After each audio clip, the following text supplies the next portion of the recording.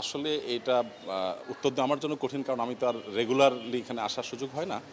আমার নানি ভর্তি হয়েছেন বোধহয় কত ৩-৪ দিন হয়েছে। ৪ দিন হয়েছে। আমার মামা গ্রাম থেকে উনি আসছেন নানির সাথে, তো ৪ দিন হয়েছে। এই ঝামেলার মধ্যেই বোধহয় ভর্তি হয়েছে। আমি তো বাইরে থেকে এত কিছু জানি না।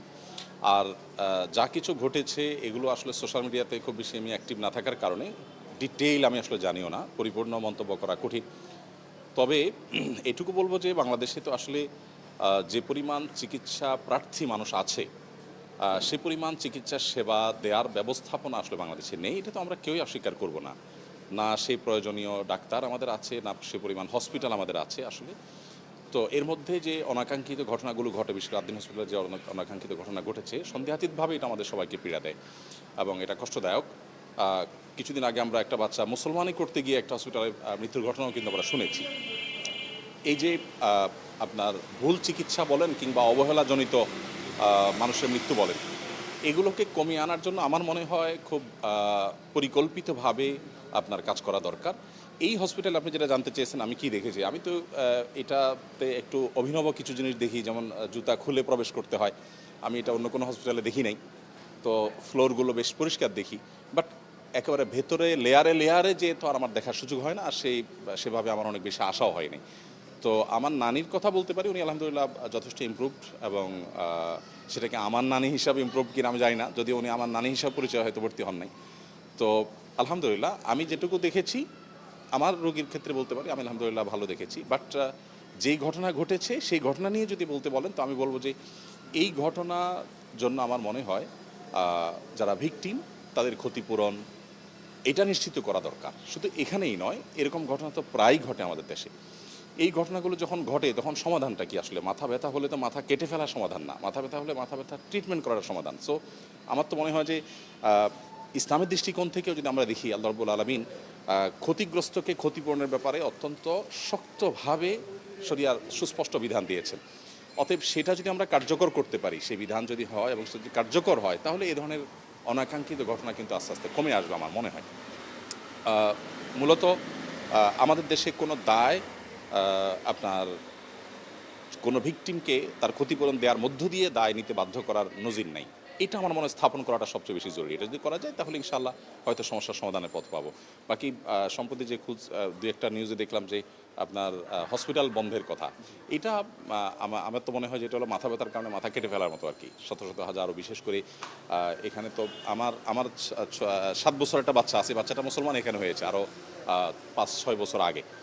তো এই যে সার্ভিসগুলো, বিশেষ করে গাইনির যে রোগীগুলো, সে রোগীগুলোর প্রসূতি মায়েদের যে সেবাগুলো, এগুলোতে সরকারি হসপিটালের বাইরে স্পেশালাইজড আপনার বেসরকারি হসপিটাল খুব বেশি নেই। তো সেই জায়গা থেকে এটার সমস্যা থাকলে সেটা চিহ্নিত করা দরকার, সেটার জন্য উপযুক্ত প্রায়শ্চিত্ত নিশ্চিত করা দরকার, বিশেষ করে যারা ভিকটিম তাদের ক্ষতিপূরণ নিশ্চিত করা দরকার। আর এইটা তো একের পর এক ঘটতেই থাকে, পার্মানেন্ট সলিউশন আসা দরকার, কঠোর আইন হওয়া দরকার যে ভুল ট্রিটমেন্টে কিংবা অবহেলাতে জনিত যদি কোনো মানুষ মারা যায়, তাহলে সেক্ষেত্রে তার জন্য কোন ক্ষেত্রে কী ক্ষতিপূরণ হবে। আপনি যদি শরিয়ার কথা বা ইসলামী বিধানের কথা যদি বলেন, তাহলে ইসলামী বিধানে কিন্তু কোনো মানুষ যদি কারোর ভুলে মারা যায়, তাহলে 100 ওঁটের মূল্য দেওয়ার কথা কিন্তু বলা আছে। 100 ওঁটের মূল্য কিন্তু অনেক টাকা। তো যেটাই হোক, আমার কথা হলো যে সুস্পষ্ট আইন এবং সেটার খুব কঠোর প্রয়োগ, এটা যদি হয় তাহলে আমার মনে হয় অবহেলাজনিত বা আপনার ভুল চিকিৎসা ইত্যাদির কারণে বা আরও নানা কারণে মানুষের মৃত্যু হতে পারে। আমার বাসার ছাদে একটা টব রাখলাম, ঝড়ে সেটা পড়ে গেল, মানুষ মারা গেল। কিছুদিন আগে হিন্দু ভদ্রলোক সম্ভবত 2-3 বছরের মধ্যে উনি মারা গেলেন। কই দায় নিতে কাউকে দেওয়া হয়নি, দেখা যায়নি। তো এখানে মূলত একটা মানুষের জীবনেতে কোনো মূল্য হয় না, কিন্তু যেই পরিবারটা ভিকটিম তারা যেন ক্ষতিপূরণটা এমনভাবে পায় যে এই ভুল দ্বিতীয়বার কেউ করতে যেন 10 বার ভাবে। জাস্ট এই জিনিসটা দরকার। বাকি হসপিটাল বা আপনার রোগীদের যে সেবা পাওয়ার পথ সেটা বন্ধ করা তো আমার মনে হয় না সমাধান, বরং সেটা হলো মাথা কেটে ফেলার মতো হয়ে গেল আর কি। কোন সেবায় কত টাকা খরচ হয় আমি তো এই ডিটেল বলতে পারবো না, এগুলো হসপিটাল কর্তৃপক্ষ ভালো বলতে পারবে, আপনারা ইনভেস্টিগেশন করলে আরও ভালো জানতে পারবেন। তবে অল্প মূল্যে সেবার বিষয়টা আমি বিভিন্ন অ্যাম্বুলেন্সের গায়ে লেখা দেখেছি, 300 টাকা অ্যাম্বুলেন্স সার্ভিস ইত্যাদি ইত্যাদি। তো এগুলো যদি এভাবে কার্যকর হয় তাহলে সেটা তো অত্যন্ত প্রশংসনীয় কাজ, অন্তত এই কাজটা। আর গরিব রোগীদের যাওয়ার জায়গা খুব বেশি কিন্তু নেই। আমি যেটা দেখি যে প্রাইভেট হসপিটালগুলোতে ধনীরা যায়, গরিব রোগীরা সরকারি হসপিটালের বাইরে তাদের আসলে যাওয়ার কোনো জায়গা নেই। সেখানে প্রাইভেট হসপিটালে গরিব রোগীদের আসার রাস্তা সুগম হওয়াটা এটা একটা ভালো নজির। এটুকু বলতেই হবে যে আপনার ফি কম, অল্প টাকায় সার্ভিস দেওয়ার যে ব্যাপারটা, সেটা সন্দেহাতীতভাবে ভালো। তবে কতটা কার্যকর আছে, কতটা বাস্তব, সেটা তো আর আমি জানি না। আমি যেটুকু আমার চোখে দেখেছি সেটার আলোকে আমি বলছি যে এটা ভালো। তবে যেটা আমি একটু আগে বললাম সেটা আবারও রিপিট করছি যে এই ঘটনাকে কেন্দ্র করে এই হসপিটালগুলোর কোনো কথা নয়, যেই কোনো বাংলাদেশে তো মানুষের চিকিৎসার জন্য দেশে বাইরে আমরা যে পরিমাণ টাকা খরচ করি, যে পরিমাণ মানুষ আমরা যাই, সেখানে দেশের চিকিৎসা সেবা উন্নত করা, হসপিটালের পরিমাণ বাড়ানো, ডাক্তারের পরিমাণ বাড়ানো, কোয়ালিটি ট্রিটমেন্ট নিশ্চিত করা, এটা আমাদের বেশি দরকার। বিশ্বব্যাপী আপনার সম্ভবত আমেরিকার একটা দেখেছিলাম যে টোটাল মৃত্যুর মধ্যে 10% মানুষের মৃত্যু শুধুমাত্র ভুল ট্রিটমেন্টের কারণে হয়।